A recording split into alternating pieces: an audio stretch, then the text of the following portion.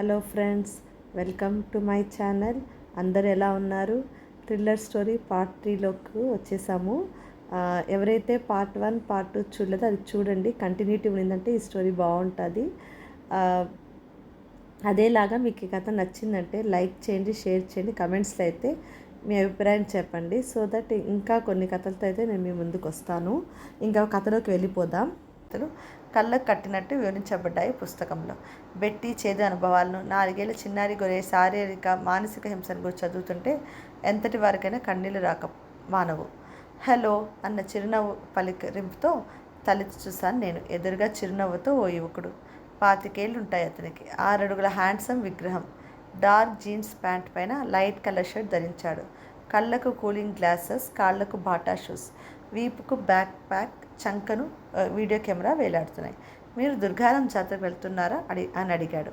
అవునని చిన్నగా తల ఊపాను. తాను అక్కడికే వెళ్తున్నట్టు చెప్పాడు. బ్యాక్ ప్యాక్ని, కెమెరాని బల్ల మీద పెట్టి కూర్చున్నాడు. నేను మళ్ళీ పుస్తకంలో తలదూర్చబోతే ఒంటరితనపు నేస్తాన్ని కాసేపు పక్కన పెట్టి, పక్కనున్న నాతో నేస్తం కలపవచ్చుగా అన్నాడు అతను చనువుగా. నిర్మానుష్యమైన ఆ స్టేషన్లో మరో వ్యక్తి తారసపడటం ఓ విధంగా సంతోషం కలిగించింది నాకు. పుస్తకం మూసేశాను. నా పేరు కిషోర్, ఫ్రీలాన్స్ జర్నలిస్ట్ని. బేస్ కోల్కతా అయినా దేశమంతా నాదే. దుర్గారాం జాతరను కవర్ చేయడానికి వచ్చాను చెప్పాడు అతను.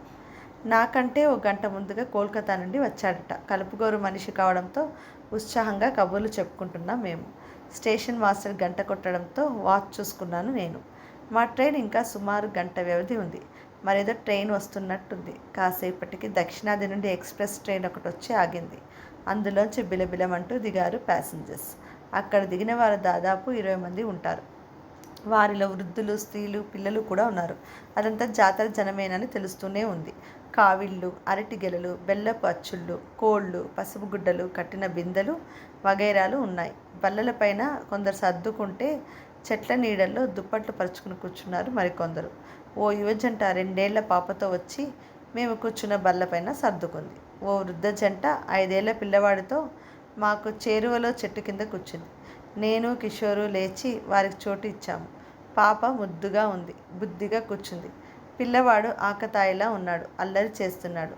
ప్లాట్ఫామ్కి మరోవైపు యువతీ యువకులు కొందరు నవ్వులతో, కేరింతలతో సందడి చేస్తున్నారు. జాతరకు వెళుతున్న సంబరం కాబోలు. కిషోర్ బల్ల మీద కూర్చున్న వారితో మాటలు కలపబోయాడు. కానీ వారి నుండి స్పందన లేకపోవడం చిత్రంగా తోచింది మాకు. పద, అక్కడ సందడి చేస్తున్న యూత్ని పలకరిద్దాం అని కిషోర్ అనడంతో అటువైపు నడిచాము మేము. మమ్మల్ని చూడనట్టు వాళ్ళ ధోరణిలో వాళ్ళున్నారు.